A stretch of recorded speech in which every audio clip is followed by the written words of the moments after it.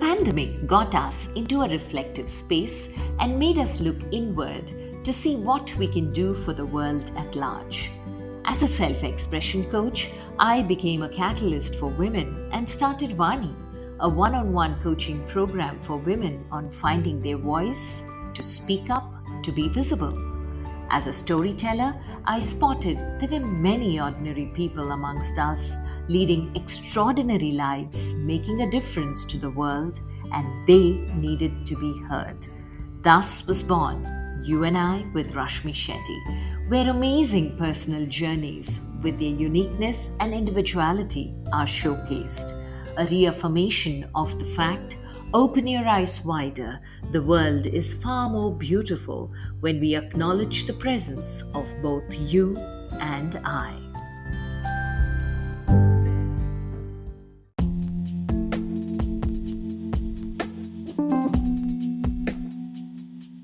Nature has an interesting way of bringing us back to our roots by sending us first away. So was the case with our guest today, Mr. P.Natarajan. Having lived abroad for higher education and work, returning home made him see the damage around him with a fresh pair of eyes and a heavy heart, but with the determination to address the problem. What we admire when we go abroad are the clean streets and rules and regulations being followed. Solid waste management is a huge problem in a city like Chennai that is growing at a rate not proportional to the civic amenities. When Chennai had not woken up to the alarming garbage conundrum in 2014 and 15, Natarajan was deeply affected by the impending damage it would cause and started Namma Ooru Foundation along with a few passionate souls. After 7 years of operations of Namma Ooru Foundation, the accomplishment was transforming more than 3,500 households in the city of Chennai, diverting 5 tons of mixed waste from landfills every day. But this is just a grain of sand in the 5,000 tons of mixed waste that the city of Chennai generates every day. Natarajan realized that being a part-timer would not help. He gave up his full-time IT job and founded PUVI Earth Care Solutions, a social enterprise with 100% focus to provide sustainable environmental solutions, and came in full-time to tackle climate change. He has 7 years of hands-on experience in the field of environment, predominantly solid waste management, added with 20 years of industry experience in the IT field. Listen in as Natarajan shares his inspirations and inspirational journey. Hi Natarajan, such a pleasure meeting you after hearing about you, seeing your work. Welcome to You and I with Rashmi Shetty. My entire journey in this podcast has been about finding people who have gone beyond themselves to make a difference. And you fit in so perfectly. I want to know what little Natarajan was like to the Natarajan the world knows you today as. Hi Rashmi, I'm so glad and happy to be part of your show. And I'm a big fan of your voice. I've gone through all the work that you've done. Phenomenal. Glad that I'm part of this show. So the question, little Natarajan and the Natarajan today. Again, it's taking me down the memory lane. I'm just a middle class boy. Grew up in Chennai, and I was in Mylapore, and which is a very happening place in Chennai, Mylapore, T-Nagar, those kind of places. A lot of things happen. School, again, I'm always on both sides, on the naughtiest side and the studies wise, okay. I mean, if they want to pick somebody who can, for a quiz program, they call me. So, or some event they're going to take out, they call me. But at the same time, in some class, this person is standing out of the classroom, I'll be there. So kind of, in both paradigms, I will be, there. So kind of mix, not very studious, but if need be, I can be. So that kind of person is the little Natarajan. Time goes by and you grow into middle school and then high school, then higher secondary. Up to high school, okay, same level we went in. And the 11th and 12th, again, it's very critical time where a lot of your hormones will work. And you wanted to study, but again, a lot of things will come in the way. I cope up with all that, and then went into engineering. Did my bachelor's, and then typically any of any middle class in Chennai, right? You know what I'm going to say, right? You have to get into engineering no matter what, or doctor. You have two choices: become an engineer or a doctor, right? And whether you like it or not, you should become. Somehow, either you get a capitation seat or a donation, whatever, or some recommendation, you have to get into your engineering college, right? That Three Idiots movie, how Madhavan will land up in a engineering college. So same way, landed in engineering college. I don't even know what is engineering, as usual, like other so many thousands of engineers, lakhs of engineers in India. So went there, studied again the same kind of the childhood. The Natarajan was there also. A lot of cultural activities and all that on one side. On the other side, so in education. Somehow completed my engineering with the first class. Again, a lot of good people helped me, right from my college friends and also the lecturers. Few of the lecturers, taught me in their hostels. They were living in hostel, and because of hey, okay, he's capable of doing something. Let us help him. So that's so nice of them. I would like to thank them through this show. And then completed the engineering and worked here for a few years. Again, core engineering, only the engineers can do. I would consider myself as a paper engineer, or I've been asked to go to engineering college. I went. So I cleared the exam, but I'm not an engineer. I have an engineering degree though.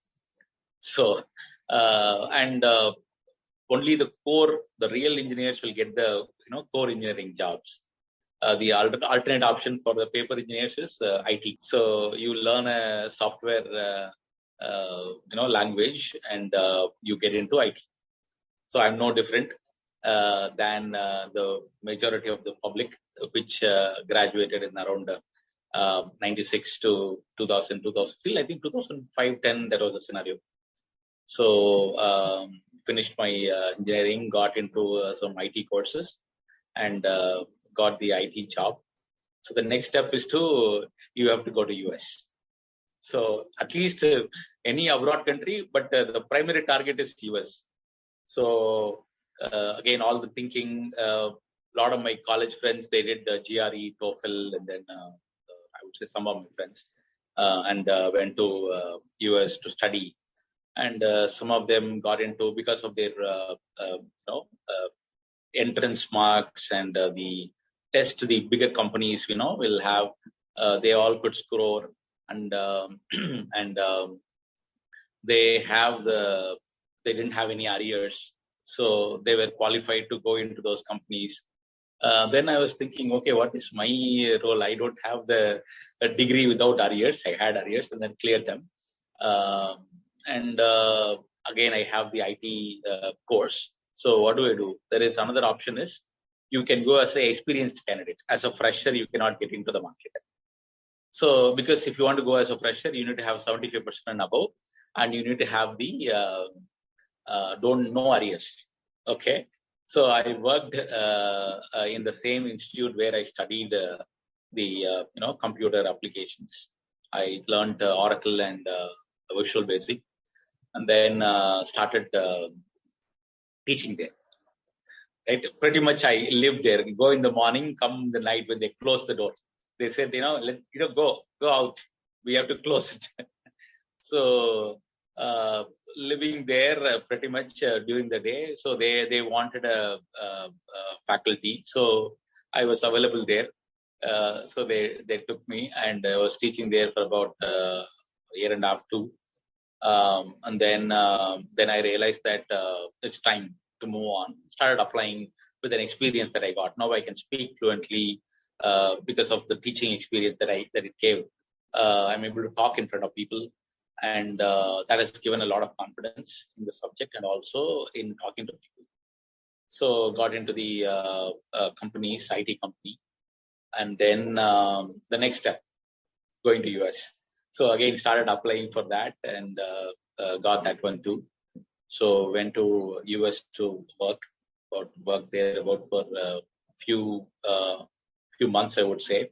Then the bad time, the recession hit in 2000, and they were all telling when I went there, "Oh yeah, man, you boarded the last bus." Okay, I was like, oh, I don't know what that means at that time. I was 24, so I didn't even know. Okay, I have to do something based on the skills I had. I got a project, but again, a lot of things were changing, and I don't even know what to do. So that's when one of my friends' dad, he said, "Why don't you consider studying?" Some of my people who came with me and did few projects came back to bench. They said, "Okay, I cannot. You don't have an option to go back. Correct. Yeah. Either you do something there, but you have to stay. Yeah. Right? You create a big hype back home."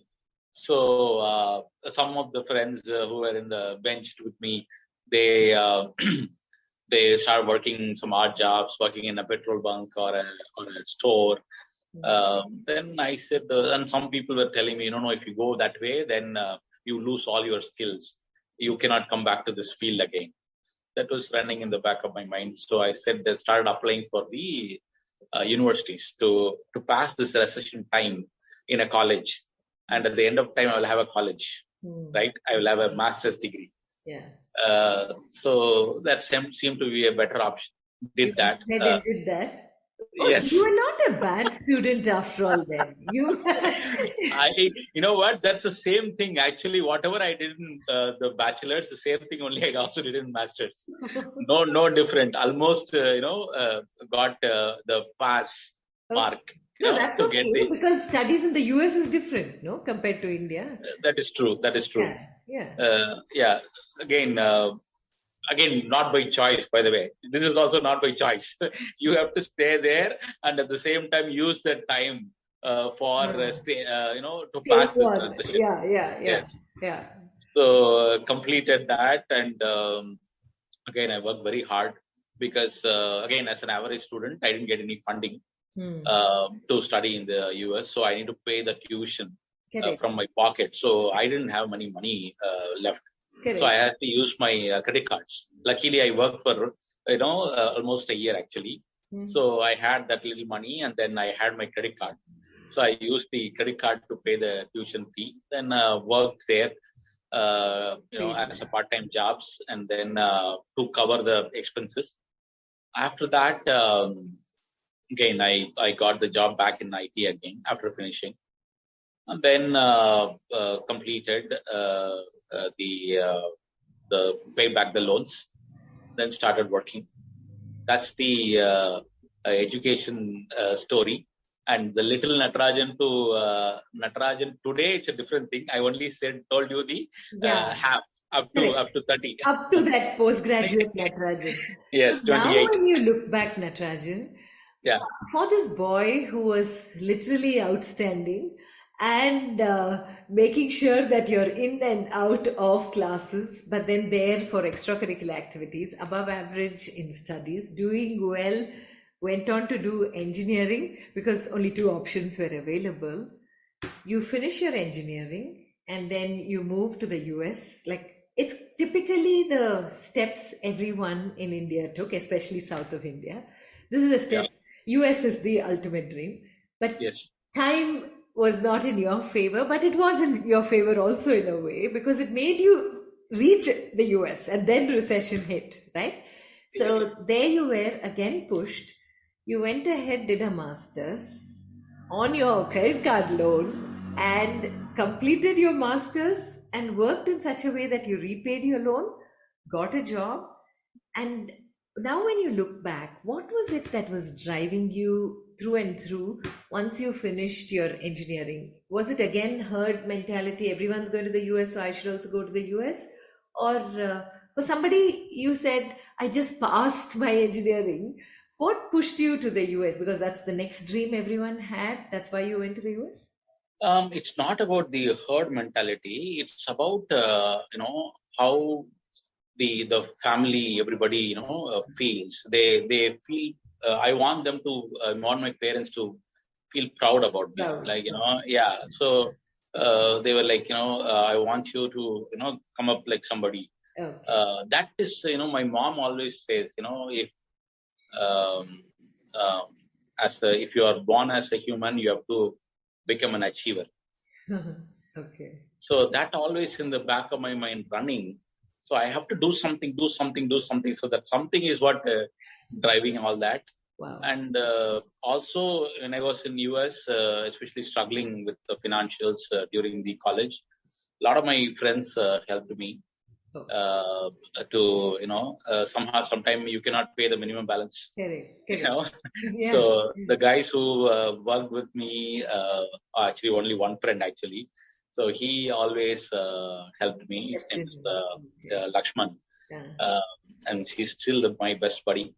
Yeah. So he helped me and to stay afloat. And that was basically, it's not a herd mentality. It's about Fulfilling dreams. to make my parents proud, especially my mother. Okay. So now looking back, when you had done everything, paid the loans, and come back into the workspace, what was the mindset of Natarajan at that point? Were you like relieved that you're done with that phase and now is the new, fresh, new phase all over? Or was there something else pushing you? At that time, yes, completing the degree, the master's degree was again a big hurdle.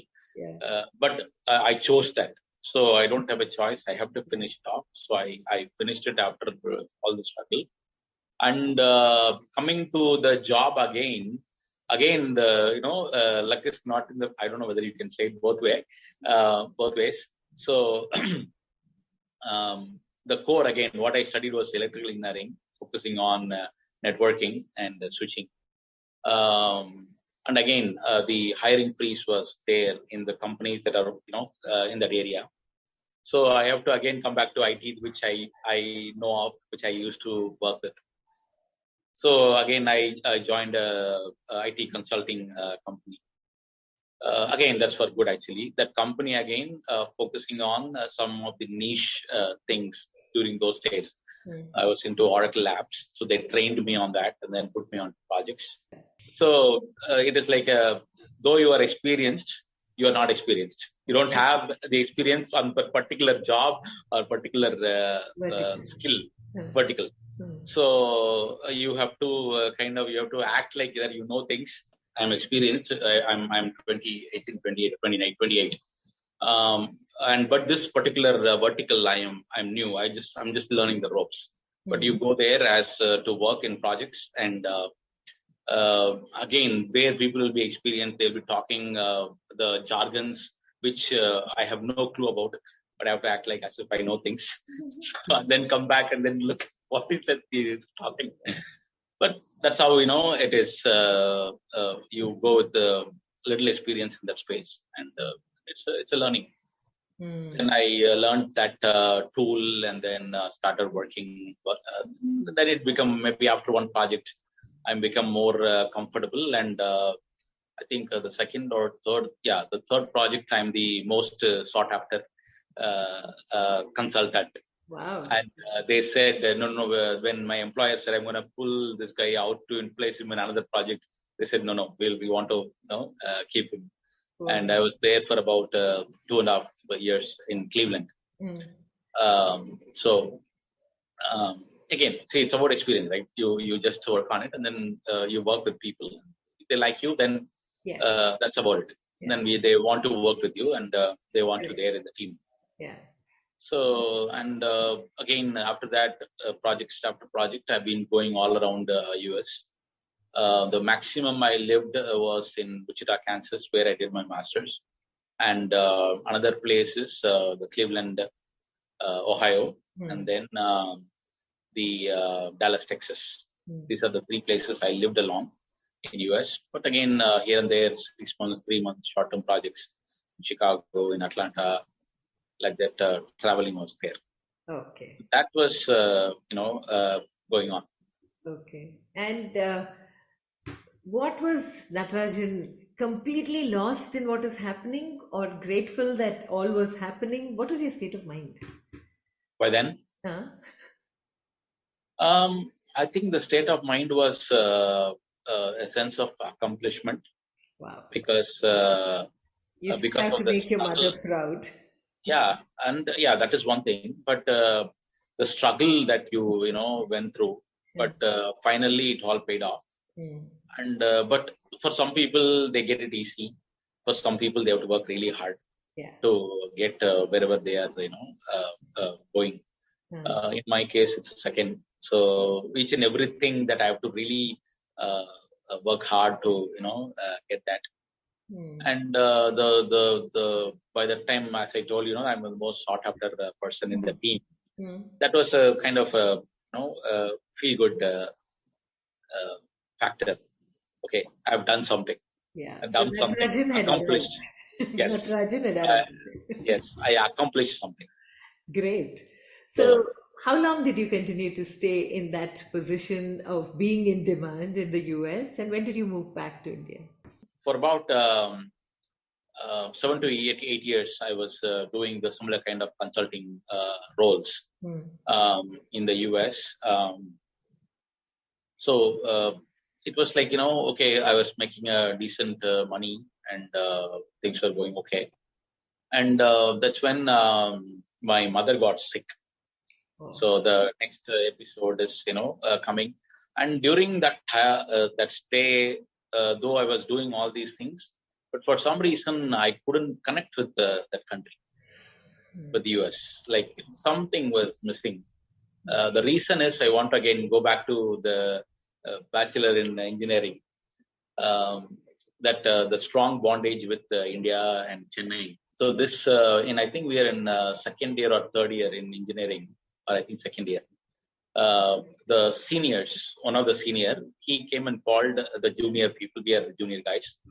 Those who are having a two-wheeler, please come. I said, okay, fine. He's asking, so let us go to college. It's fun. So where to come, when to come? He said one date, you all should come report that.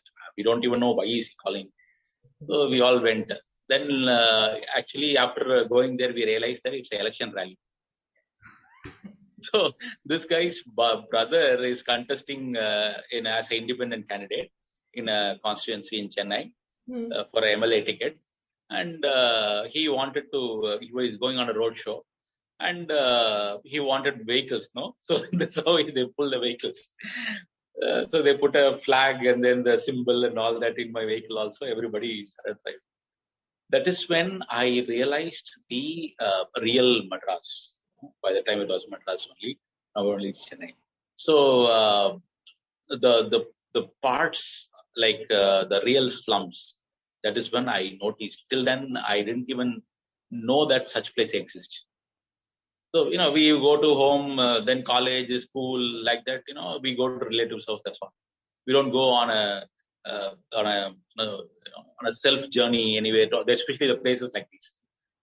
So, I realized that people are living in such a pathetic condition. And that bothered me a lot. At that age, I don't know at what level it bothered me, but some kind of upset I was on that day. Why people are suffering so much, and what is that can be done for that? How can we make their life better? So since then I always wanted to do something, and but you don't have a choice. You have to. Your problem itself is big, and how are you going to solve others' problem? So, okay, whenever I get a chance to talk about this, I will talk. This incident and these people suffering, we have to do something for the welfare of these kind of people, for the country, for the nation. All that I give a talk, and then I stop. After that, nothing will happen. You go back to the same thing again, continue, all that will happen. And because of that, or I don't know, the calling was there to come back to India. So I came back for good in I think 2011 January. I came back for good.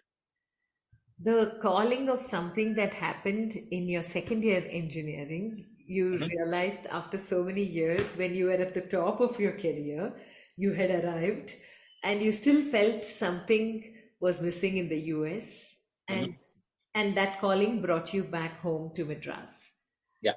And your job was still on hand, or you'd quit your job? I said I will quit, but the employer said, no, you go there and you work from home. You work from home? Yes. Wow, you had that option much before the rest of the world got it. Yes. That too, not in the same city, in a different country. Oh, I know. That's what. Awesome. Okay. Oh, so Yeah. you were really in demand then. So And then what happened? again, I wouldn't say that that's the only reason that brought me back. Again, my mother is another reason for me to come back, because I actually came with a return ticket. See, all these are only maybe weird people like me do it.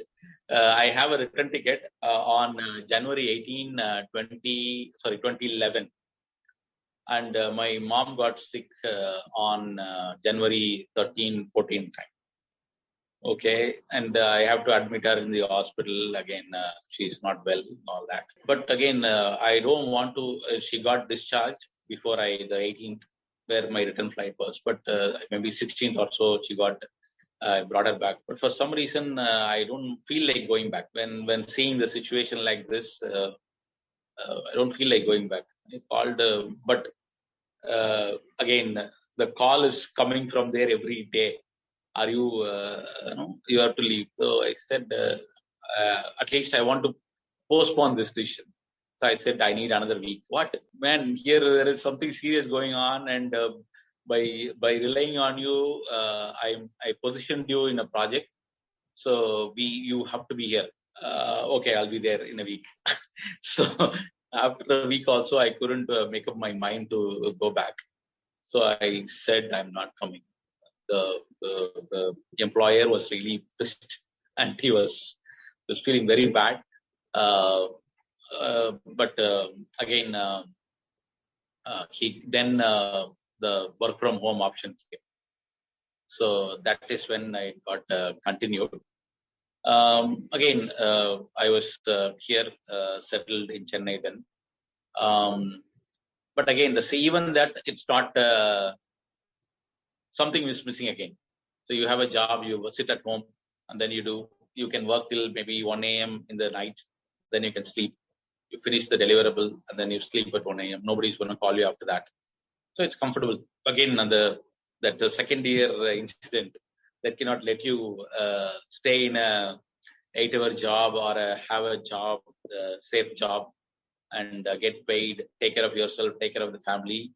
That mindset is not possible for me. So I started working on the neighborhood. I was trying to address some civic problems during the day, because the entire day was with me. I have to work from like 7 p.m. only. So during the day, try to do something. But again, was volunteerism on at that time, where there were groups of people doing this kind of civic help work and all that stuff? Was it on that time?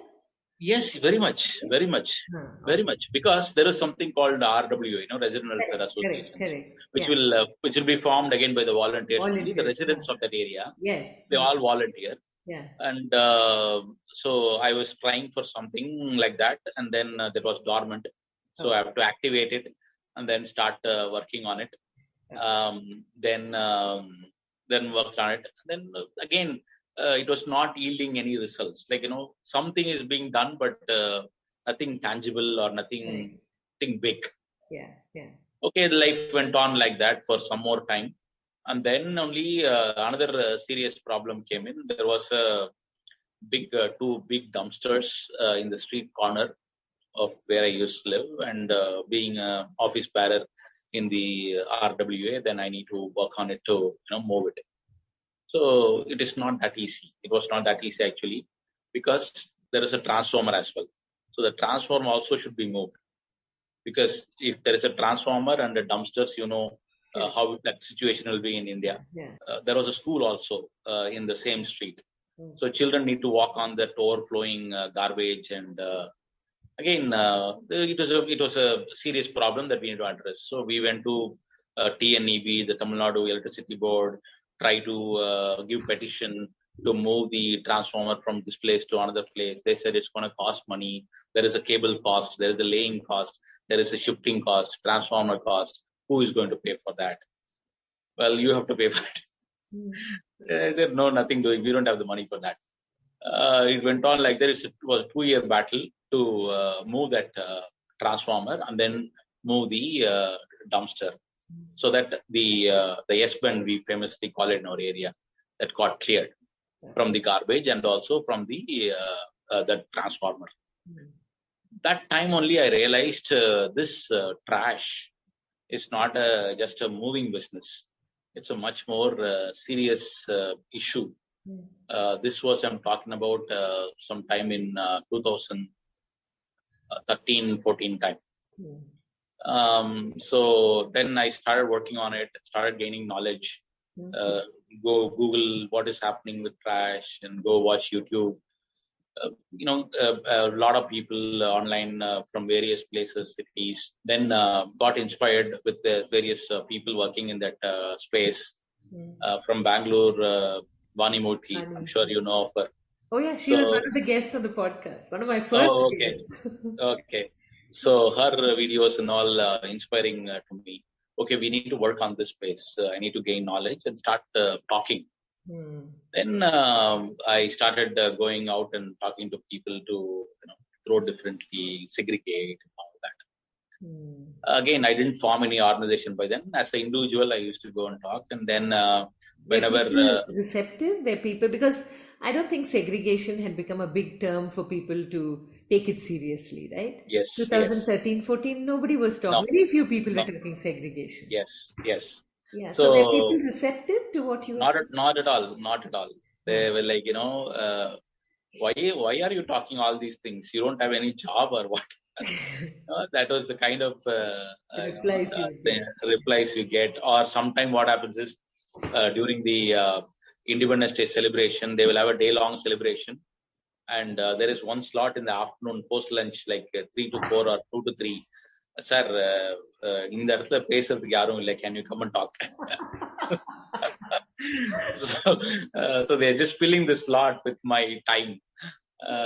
So I used to go there and give a talk and then come. So that went on like that, and then only a few of my like-minded friends, Svidya Shankar, I think she's another phenomenal person. Another few more friends, they said this should be institutionalized. Whatever you are doing, talking, you cannot simply do like this. It won't not going to go very far. So that's when we formed this organization, and then we decided, okay, how should I start? Because by that time I left my US job because it was not working very good. I mean, I got bored, like sitting and working at home. It's like your day was much more fruitful, no? Exactly. So the day was daytime entirely in a different thing, and then evening I just left it. So got another. Okay, Natarajan, here, can you just pause and look back to say who responded better to you? Were you addressing youngsters at all, or were you only talking to people in your age group, older and slightly younger, who are in the workspace? Or did you try capturing the minds of children in their pre-teens and teenagers and all that? I didn't even know whom to talk. So the immediate thing it came to me was the the elderly group, Okay. because I was in the RWA space. Ah. So my address was towards the grown-ups. Okay. That's where I was giving my talks. Hmm. And I realized at one point that it should be the children that I should focus on. Yeah, yeah. Because that's how Vani worked. She worked through Yes, the youngsters. Yeah. yes. So after that, I switched. At least for a few years, I tried spending time with the grown-ups, and no response. Then I switched my focus to the children. Okay. And then how did it go forward? You've switched your So focus to children. How did you yes, get them to do or to realize how to change their lifestyles? How did you work with them? What exactly did you do? okay. Another thing is the moment you start, the universe will cooperate, right? You think, and then the moment the organization is formed, again after that, I don't know how to go about it. The organization is there, the knowledge is there, but to make it work, to make it as a product or a service, that's a different ballgame. You need to have a developed skill set for that. So I'm doing it. I know how to do it. But when you ask me, how can I do it in 100 household apartment complex? I don't. Again, the initial stage was to create awareness and talk. That's that level I started. When I was started doing it, I latched onto this home composting kit, which I bought the 50-liter drums from the plastic shop, and then by a drill made holes and started selling again at cost. I didn't even know that there should be a profit there to run the business. I didn't even know that part. So it is costing me this much to do it. So I didn't put my cost at all in there. So the material cost is this much. The drill bit cost is this much. The drill cost is this much. I have to do it. And again, see, when the moment you start doing this, again, you like-minded people will come into your life. And few people came in, and they all wanted to volunteer. One person to especially mention was Vijay Ganesh. She was again, WhatsApp was very popular by then. You just put the thing and then popularize. And she was in Bangalore already. She had much more knowledge than me, and she was one who taught me how to do the community composting, the bulk waste composting, right? So that's a different thing. So this basic individual level per 1 kilo per day or 500 gram per day, I was very comfortable with, and I am just riding in that comfort zone. And slowly, one by one, people started coming. People like Priya, Janani, they all started coming in and pitching in, and we were a nice team. And then we started giving solutions for bulk waste composting. Then only we realized that it has to be little priced so that we can cover the cost, and there'll be some margin for us to work. So all that happened. Then going that way. So then do campaigns, then projects. Whoever asked, because I'm a part-time, and most of the volunteers are women, and they're all part-timers. So whatever we could do as a part-timers, we were just doing. Full-time, I had a job. Now I joined a different company as a startup as a director. So that is taking care of my day time completely. Sundays I had time, and Saturday I had time. So during that time we do some projects and campaigns. And with that, just part time, multiple people doing part time. That made like 3 or 4 of us working full time. So each one of us, pitching in 2 hours, 3 hours, 8 hours, 4 hours per week, and we could do so much. And one by one, people started coming and buying the kit, started doing, and we started getting confidence. It can go a lot bigger. That's when Devika and all came in as a volunteer. So she lives in the same neighborhood. Through the RWA, I know her. So she which with their corporate background, I'm able to go to the CSR, to corporates. As an NGO, we went and did the CSR projects. So slowly, one by one, start happening. Okay, now we are a reputed NGO doing CSR work. Again, the moment you started getting the confidence, the other paperwork we apply for 12AA, ATG, CSR1, and all that were happening. Again, one by one, again, all need based. It's very organically grown. We went to I don't know whether we can say, I can say Ford Motor Private Limited and presented the CSR project. They said okay. Then they asked next week, do you have ATG? But what is ATG? So then no, you need to get that ATG for work to in order for us to work with you. Okay, let's speak to the auditor who helped us, setting up the trust. So spoke to them and then applied for it, and then we received that. And then after a few years, they said, no, you need to have 12AA. Okay, go apply for that and get it. And now recently, you need to get CSR1. Okay, go get it. Okay. So like that, one by one, we are taking it up. And CSR projects and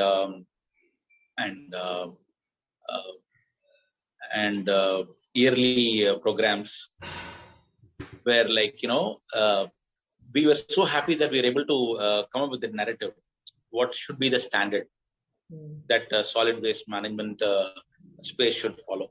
How did you get that narrative? Again, because you saw others, watched others, learned from others, input from others. Where did your narrative flow from?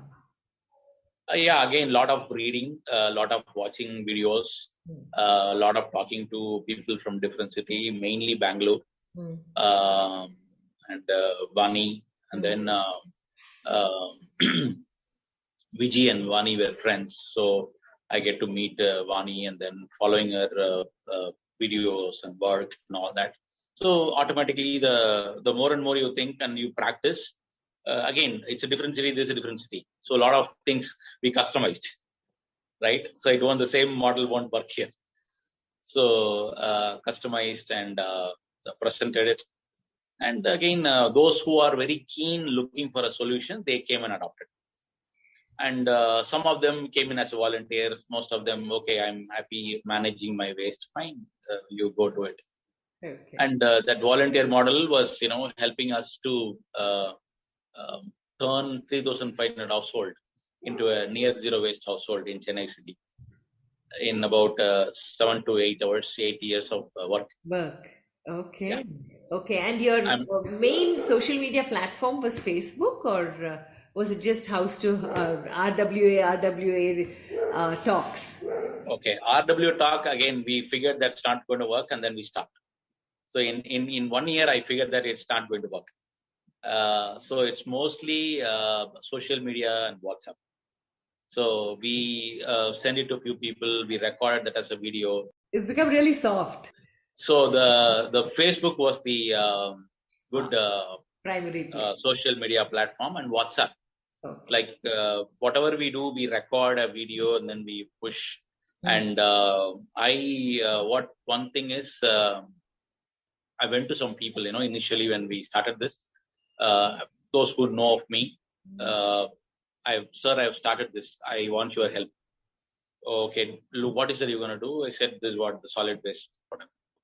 Okay, so they don't even know what that is. Okay, this guy came and asked me, okay, chalo, take this 10,000, go. So the social media, Facebook was our primary, social media platform, and WhatsApp. Okay. And this initially we want money, right, to run something like this. So okay, we put some 5,000, 3,000 and all that. But I know some people went to them, said, I've started this NGO, I want your help. So they asked me, what is that you're going to work on? It's solid waste management. What? Okay, they don't even know what solid waste management is. So, okay, this guy is coming and asking, okay, take this 10,000, go. Okay. Like that, because of the face value, somebody, gave some 10,000 and 15,000, etc. With that, we did record a video. Invested some, I think, 5,000 to 8,000 rupees by the time, and recorded a video of the Perungudi dump yard and what the solution should be, the throw differently All you have to do is segregate that message, put it across, and then started sending that, upload that in a YouTube, and keep sending it to people in WhatsApp. Yeah. So that's what, whenever people and then write a message, give a WhatsApp group link. So those who are interested, please join. So those who are interested, again, they all joined the group, and they started following. So that's how the solid waste management journey in Chennai started, especially the trash it right, the 2-in-1 bag, and all those concepts. Okay. So it seems very organic, Yeah. very slow, steady, and complete faith in what you were doing, and just word of mouth that took it to the amount of homes that it went to. This Yeah. is so real, believable, and beautiful, Natarajan. So Yeah. today, what all do you do through your NGO? Okay. So yeah, there is one more episode I need to bring it in. Sure, go ahead. So this 6 months ago, I realized that the being a part timer, the more and more you are into it, you get to learn more things, right? Yeah. So this solid waste management and solid waste is one problem. And then I realized I heard about a environmental law course. I went and enrolled in that. Okay. And Offered by some Indian offered by National Law School of India University in Bangalore. Bangalore. Okay. Yeah. And during COVID, they offered it online. Okay. Or I think before itself also they may have it online. But during COVID, since we got the time, I went and signed up. That gave me a global perspective, this whole thing. Okay. Then I realized the narrative should be switched. Mm.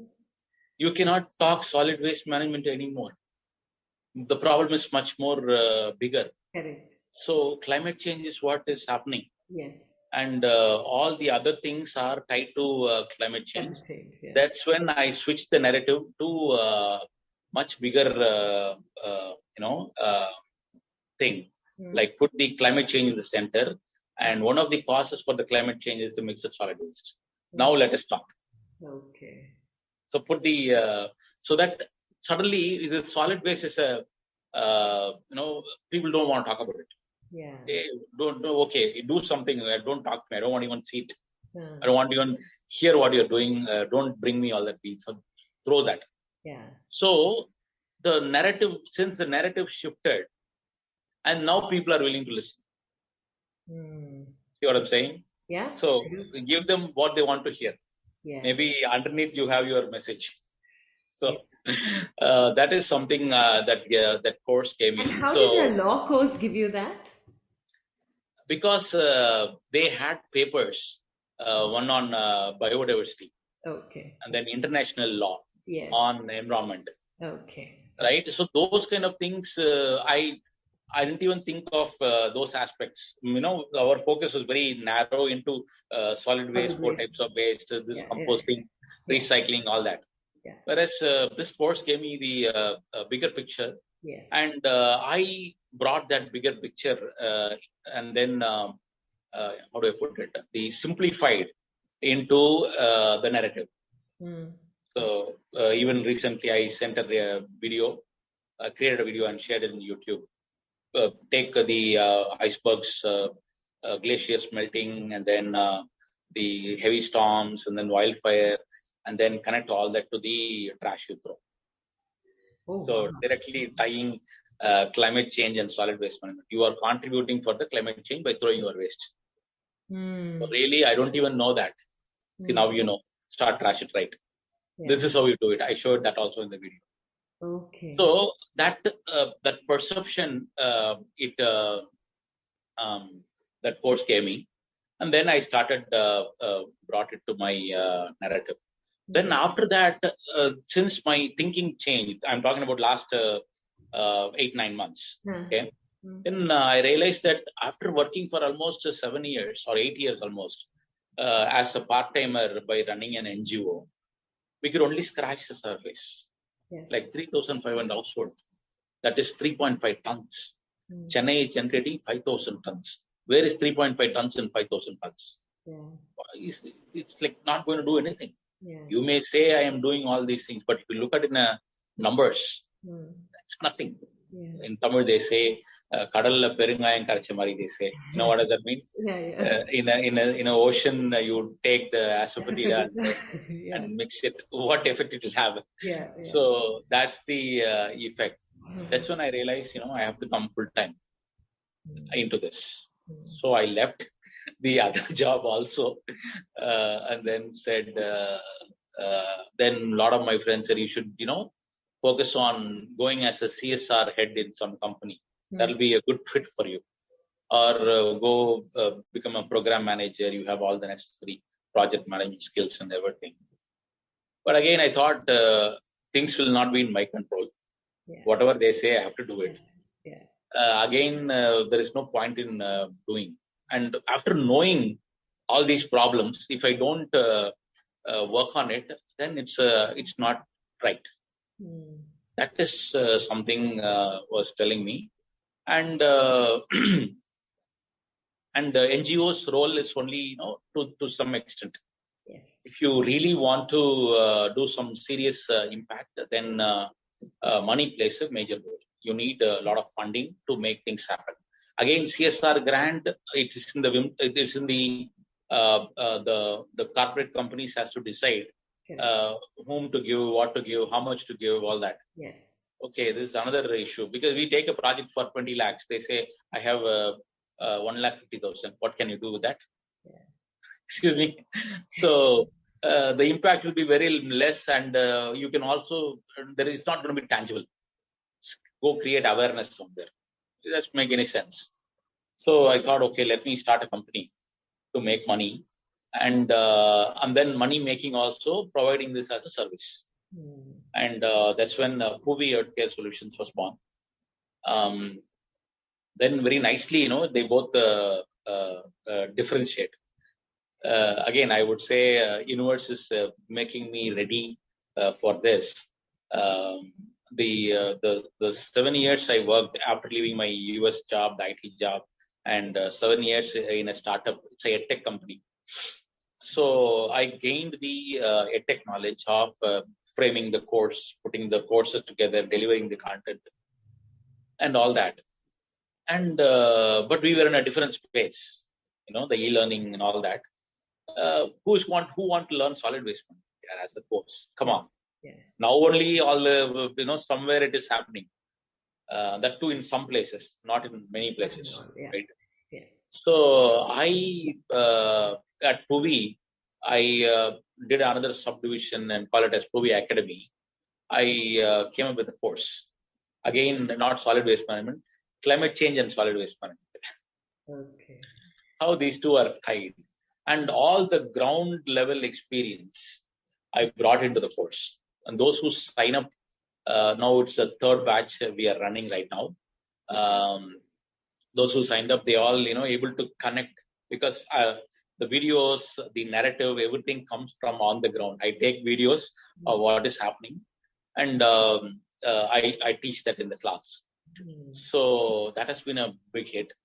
And any other major implementation projects, then I take it through PUVI. Whereas any other CSR projects, there is a now nice volunteer team formed. Those who want to be passionate about, I don't want any money, I just want to do this for the cause. So they all work for Namma Ooru Foundation. And any CSR grant we get for doing any projects, that team takes care of it. And I will, as a founder, I go and support them in putting the project together and all that. They will execute it.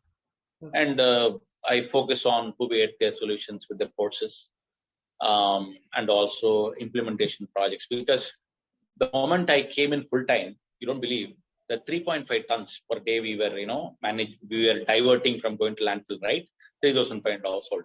The moment I came full time, I could start. I started stopping another 1.5 tons per day. Okay. So an MCC project came to us, the micro composting center, where you handle some 1 to 5 tons of organic waste every day to compost the same. Okay. And that that since I came in full time, I could dedicate all my, during the day. And that project, once I successfully implemented it, every day now we are stopping 5 tons from going to dump yard. Okay. So that is the numbers that we could proudly say that we are diverting 5 tons per day from going to dump yard. That is possible because I could come full time. And this more and more I started working. It is so fascinating because the more and more you get connected to the nature. Again, you start reading books, you start following various people who are working in this space. A lot of great people done some phenomenal work, and take them as inspiration. And okay, this man said this, and he's no more. How am I going to carry his message and incorporate all that? So that's his idea, right? He threw the seed. That's the idea, and he implemented something. There was a man called Namma Dr. Namma. He's the in Tamil they call Iyarkai Velan Vignani, which means natural farming scientist. Okay, so again, watching so many videos of him, again, very inspiring. Very easily he will connect to how things are like this, how agriculture is getting affected, how the soil is getting affected, how the entire planet is being affected because of the human activities. All that, knowing more and more and more, I want to work even harder to various possible way we can take it. Because at the end of the day, people need to understand. I should be sympathetic about their ignorance. True. I cannot say, okay, these people don't understand, I'll walk away. I cannot say that.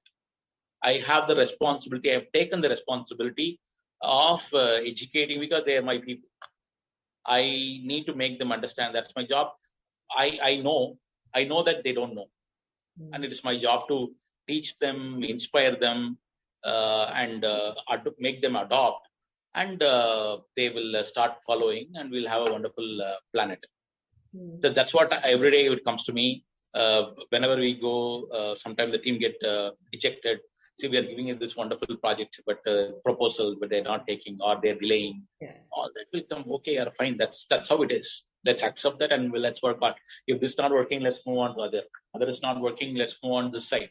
Yeah. So this is not working, then go to school. So again, another wonderful thing happened is the school program, which is very fascinating. I am very fascinated about it. Teaching climate literacy at schools. Okay. And one of the schools we went to, and then we pitched that we would like to teach this climate literacy for the 6, 7, 8 children.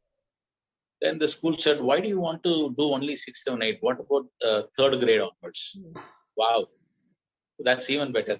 Because that age, that has to be, taught so that they will be prepared from that age onwards. So then we reworked the program and then went to the school, and it is very well happening in one of the school in Chennai called Ramana Vidyalaya. So I'm so glad that school accepted our proposal, and they are having it. And 555 children are going through our program on climate literacy. I think in Tamil Nadu, no other organization offered this program in schools, right from 3rd standard to 12th standard.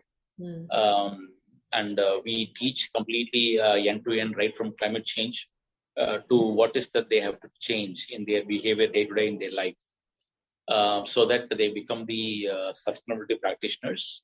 And the objective is turn those 555 homes into green homes end of the year. So, okay, yeah, that is again a success story there. And this online course, again, the climate change and solid waste management. And to my surprise, people from different cities signing up. I don't know how that's even happened. People from Maharashtra, people from Dubai, people from Hong Kong, they all sign up. Of course, they were known to some people in the group that we are connected. And recently, in the recent batch, one gentleman joined. He's some sanitation engineer from the district of Raigad, in Maharashtra. Maharashtra. I was like, oh my God, how it is even reaching? I asked him, how did you come to know about this course? He said it came in our officers group and recommended for us to take it. Wow. Yeah, wow. So that is where then it is giving me more and more responsibility and confidence that the narrative is very important. Yeah. How it should be setting the standards, that is so important, and this should go to every place, because on the ground we are seeing this is happening. This is the problem. This is the solution. And the moment you break it into a nicely organized, structured course, they're able to understand it very nicely. Okay. And they will understand with conviction. What I'm saying, it is not like I say so, you do. Yeah, yeah. Right? Because I'm the author, I know things what I'm talking about. You do, I just say. So I put the fact on the table, take the pictures and videos from the streets. This is what happening. What do you suggest?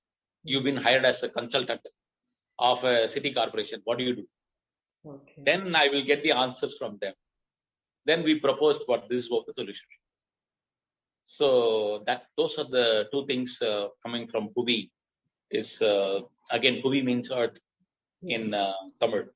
Yeah. So that is something which I'm so proud of that we came up with, and that is going well. And one side from Namma Ooru Foundation, we have campaigns. And one campaign I want to talk about in Namma Ooru Foundation, that is called Masilla Margari. Okay, that was again a brainchild of the another person I talked about, Vijay Ganesh. So talk to the Carnatic musicians and make them give a voice for single-use plastics. We started, I think, in 2018, before even government thinking of banning single-use plastics. Yeah. So we requested the Carnatic musicians to take a reusable water bottle and say no to single-use plastic water bottle. That was the message. Okay. And almost 20 musicians agreed. We went and shot them, and then posted in our YouTube channel, asked them to share. And every year it was like, growing.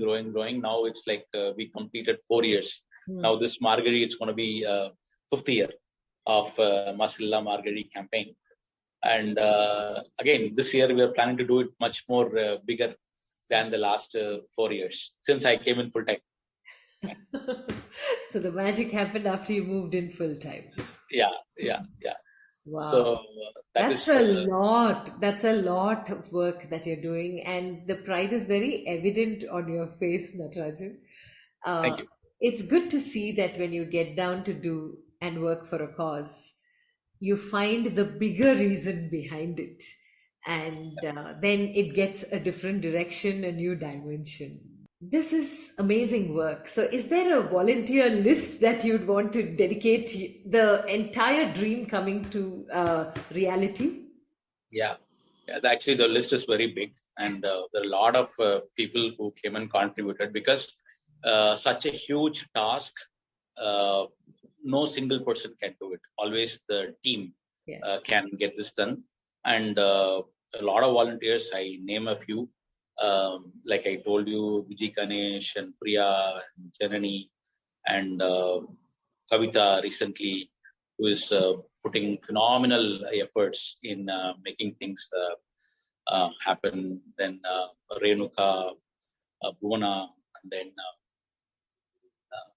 Gayatri. So there are so many volunteers who are selflessly pitched in their time and energy, in spite of having so many things at home.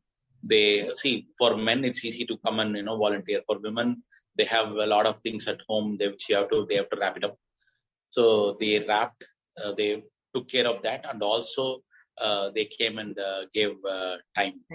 So I would say all these success the organization could achieve is because of the selfless volunteers. True, very true. And I think that's where the magic of volunteerism is, that selflessness. Yeah. Amazing. You're right. It's not possible with a single person. And the best part is, the pandemic gave you the direction. Like, my question at this point would be, what were your reflections in the pandemic? Well, you found your path in the pandemic. The pandemic somewhere gave you the language to use, and the language to reach a bigger audience. So, is there anything else the pandemic told you, taught you, or helped you reflect on? Actually, the pandemic gave a lot of things, and I will share a few things. One is the technology, Hmm. right? Uh, Before then, only in person alone will work, Yeah, which needs enormous time and efforts and energy and all that.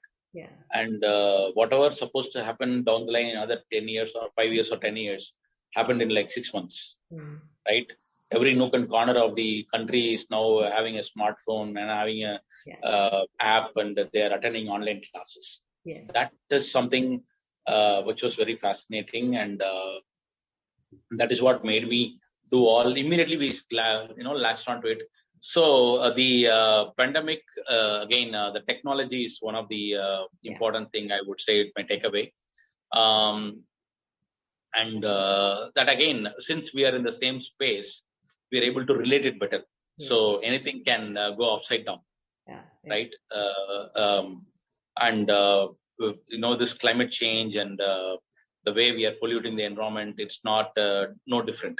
Yes, So it can happen to anybody, anytime. yeah, That is one important takeaway.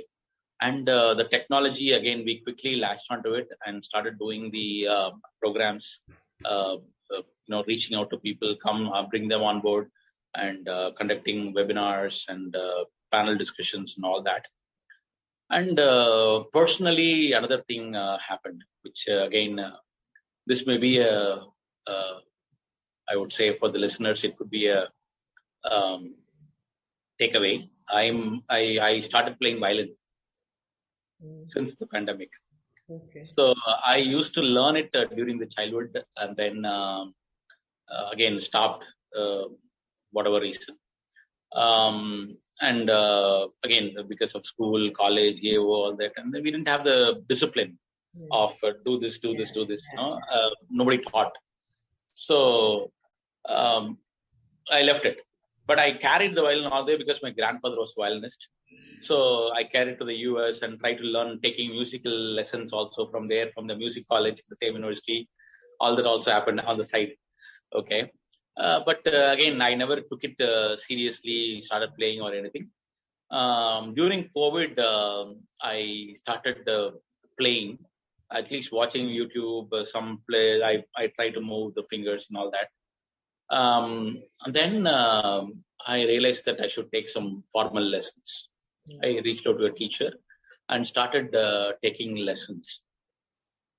And now I can play in the last, I think, 2 years now. Uh, I can play at the intermediate level, and maybe in a couple of years I'll be able to play a concert. I have that. It gave me that confidence. wow, And after playing, I realized that how hard that instrument is and how hard music is. It's not like just like that it is easy. yeah, So then I wanted to celebrate my grandfather, okay, because that man was an achiever on in his age, okay, in that era. mhm, But we never celebrated him. He was a state award winner for his music and all that. But I never internalized that at all. Okay? He was some old man. He died when I was in college. yeah, So okay, grandfather died, fine.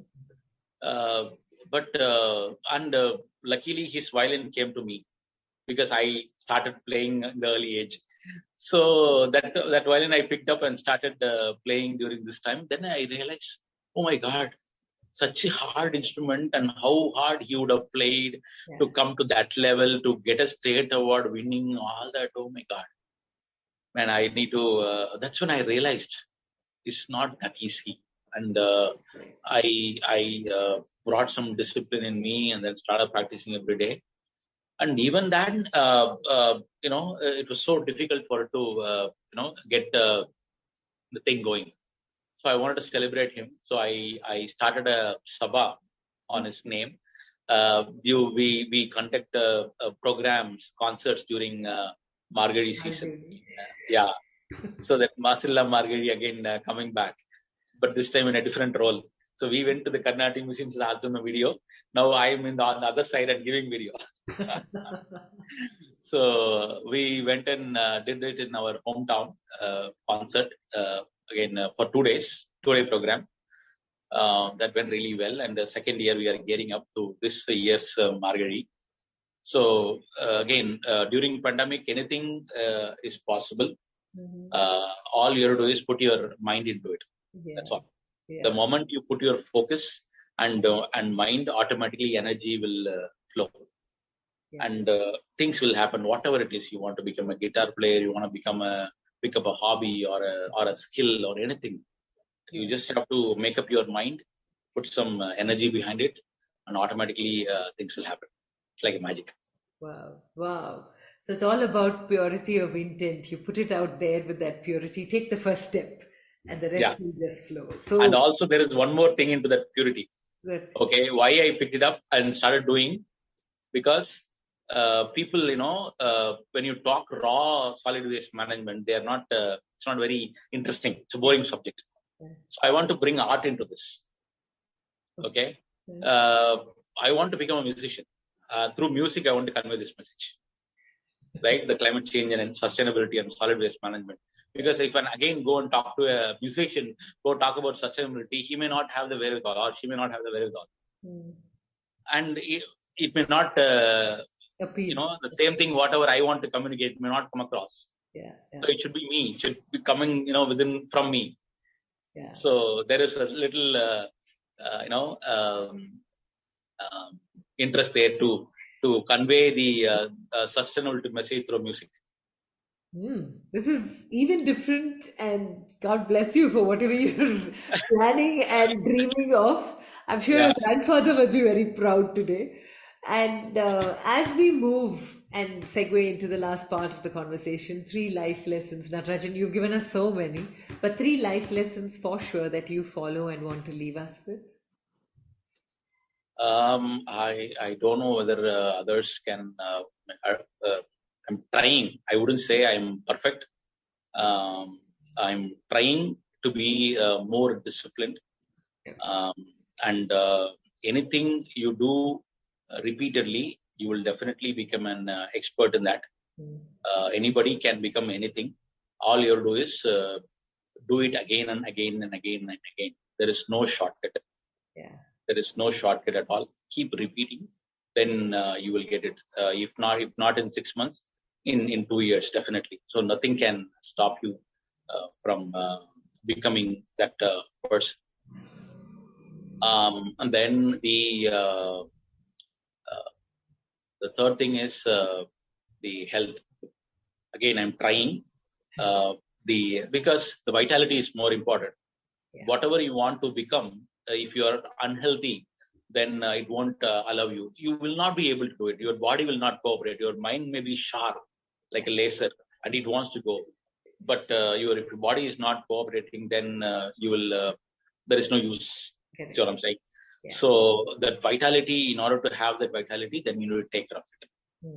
So these are the 3 messages basically I'm telling myself because I'm trying to get there.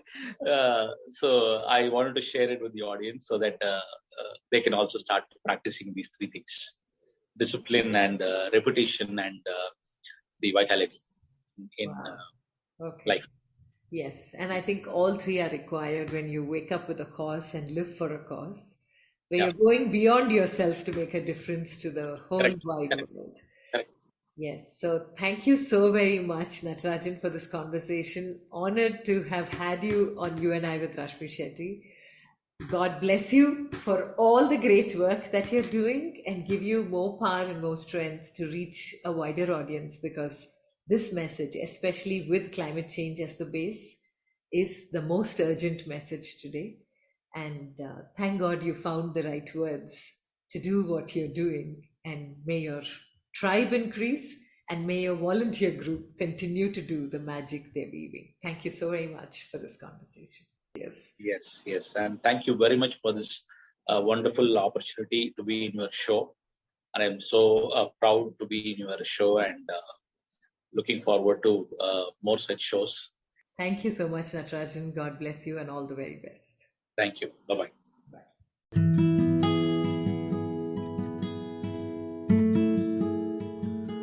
With that, we come to the end of this weekly quest of You and I with Rashmi Shetty.